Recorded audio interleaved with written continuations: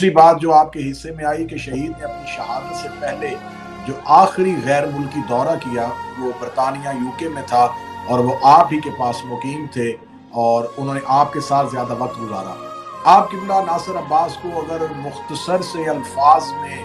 ان کی پوری شخصیت کی عکس بندی کریں تو کیسے کریں؟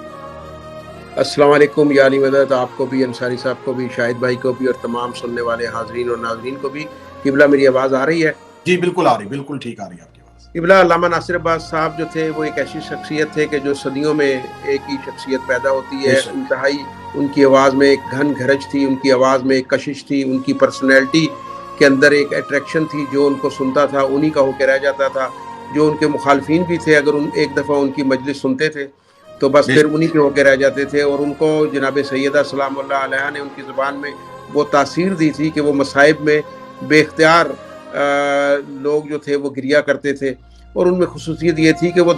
1 گھنٹے کی بھی مجلس پڑھ لیتے تھے اور 10 منٹ میں بھی مکمل فضائل اور مصائب پڑھ کے مجلس کو ایک دم اپنے اچھے انداز سے اختتامی مراحل میں ختم کر دیتے تھے۔ وہ ایک نڈر، جرت مند اور بہادر انسان تھے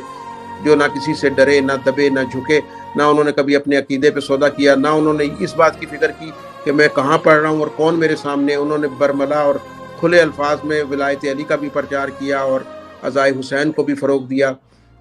اور وہ انہوں نے اپنے بہت سے دشمن صرف اسی وجہ سے بڑھا رکھے تھے کہ وہ عزائے حسین اور ولایت علی کے اوپر کوئی کمپرومائز نہیں کرتے تھے۔ تو وہ ایک اور ایسا وہ تاثر چھوڑ گئے ہمارے پاکستان کے اور پوری دنیا کے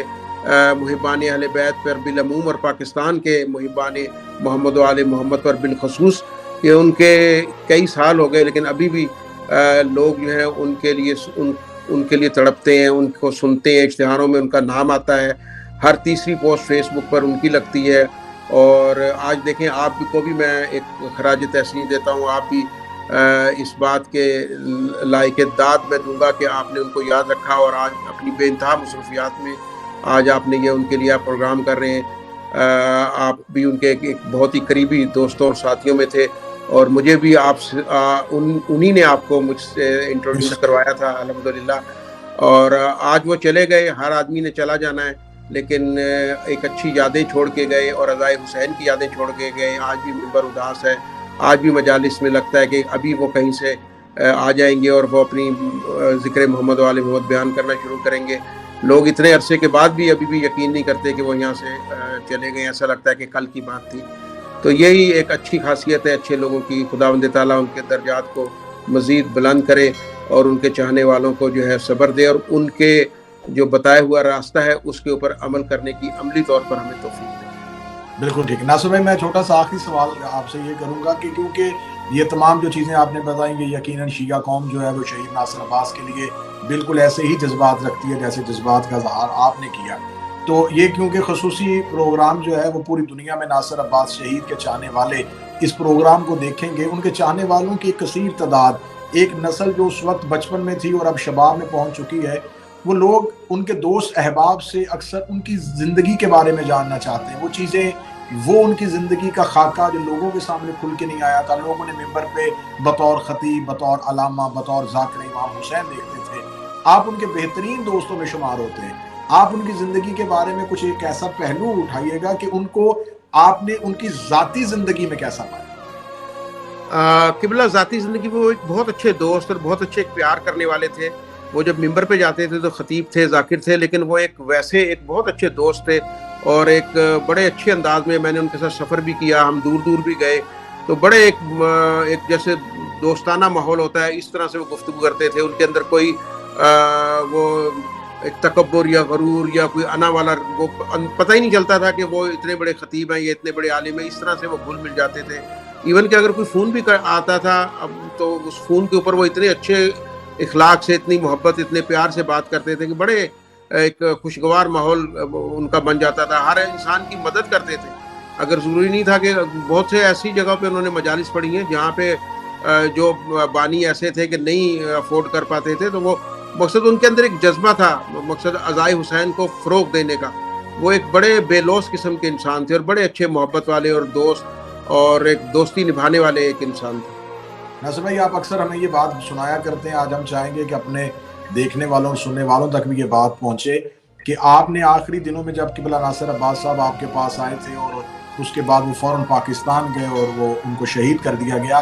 تو جب آپ ان کو رکنے کے لیے کہا کرتے تھے تو وہ اکثر، کیونکہ وہ اپنی موت سے، اپنی شہادت سے آگاہ تھے، تو وہ بڑا لطیف سا ایک جملہ آپ کو کہا کرتے تھے کہ اگر میں یہاں رہوں گا تو بھی مجھے موت آئے گی۔ وہ اکثر آپ ہمیں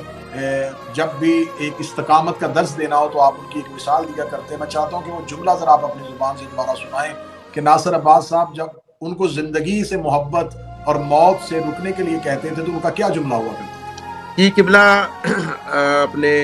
علامہ ناصر عباس جو تھے وہ بڑے مشکل حالات میں یہاں پر آئے تھے، اور اس وقت ان کے فریکچر بھی تھا ٹانگ میں، اور وہ ایک اپنا عصا لے کر، عصا کے سہارے سے چلتے تھے۔ یہاں ہم نے ان کا مکمل چیک اپ کرایا، ان کا سب دیکھا، بلکہ ان کا آپریشن بھی بک ہو گیا تھا ہاسپٹل میں، اور ہم نے ان سے کہا تھا کہ آپ رک جائیں اور اپنا مکمل یہاں پر علاج کروائیں۔ پاکستان کے حالات جو ہیں سازگار نہیں ہیں، زمانہ جو ہے اس وقت بہت خطرناک چالیں چل رہا ہے۔ تو وہ یہ کہتے تھے کہ کیا یہاں جو لوگ رہتے ہیں وہ مرتے نہیں ہیں، وہ ان کو موت نہیں آتی؟ تو موت کا ایک وقت مقرر ہے، میں یہاں رہوں گا تو کیا بچ جاؤں گا؟ کب تک بچا رہوں گا؟ اور دوسری وہ بات یہ کہتے تھے کہ اب ایام ازاں ہیں،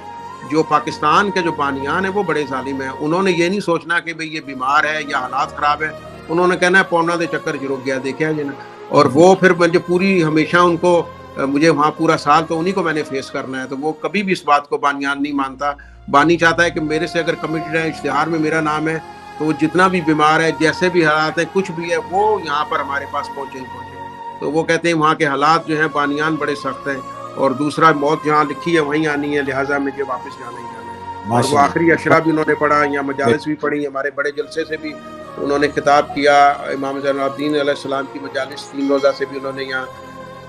شہادت کی مجالس بھی بیان کی۔ ان کی زندگی کی آخری مجالس، آخری اشرا، آخری جو پروگرام تھے وہ سب یہیں پر ہوئے، اور یہاں سے جانے کے بعد ہی ان کی جو تھی وہ شہادت ہوئی، اور جو کہ ایک ایسا واقعہ ہے جو کبھی ہم نہیں بھول سکتے۔ بہت شکریہ۔